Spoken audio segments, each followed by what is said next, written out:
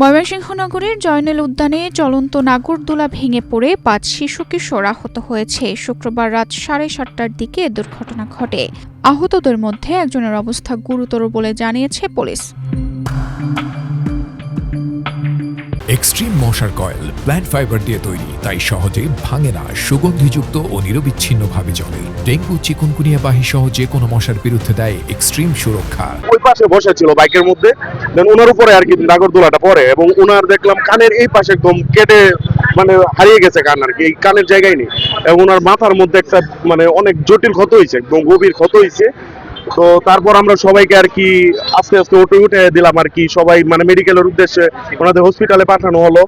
এবং আমরা সর্বশেষ বলতে চাই, ওই পার্কের মধ্যে কিছু অবৈধ ব্যবসায়ী আর কি বেপরোয়া ভাবে আপনার এই নাগরদোলা, দোলনা বিভিন্ন কিছুর বিজনেস স্টার্ট করছে এবং ওনারা মানুষের সেফটির কথাটা কখনোই মাথায় রাখে না। প্রত্যক্ষদর্শীরা জানান, নাগরদোলাটি ঘুরন্ত অবস্থায় হঠাৎ ভেঙে নিচে পড়ে যায়। এতে শিশু কিশোর সহ কয়েকজন আহত হন। পরে তাদের উদ্ধার করে ময়মনসিংহ মেডিকেল কলেজ হাসপাতালে ভর্তি করা হয়। দুর্ঘটনার পর পার্ক জুড়ে আতঙ্ক ছড়িয়ে পড়ে।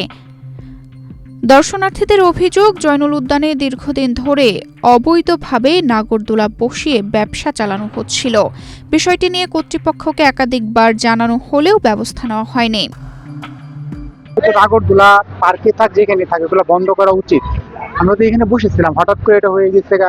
এটার কতটুকু ভিত্তি আছে, কি আছে না আছে না জানি না, এরকম একটা জিনিস পার্কের মতন জায়গাতে দেওয়াটা ঠিক হয়। কোতোয়ালি মডেল থানার ওসি মোহাম্মদ শিবিরুল ইসলাম জানান, আহতদের হাসপাতালে পাঠানো হয়েছে এবং ঘটনার আইনগত ব্যবস্থা প্রক্রিয়াধীন রয়েছে। তানজিদা রহমান, ইনায়া, বাংলাদেশ প্রতিদিন।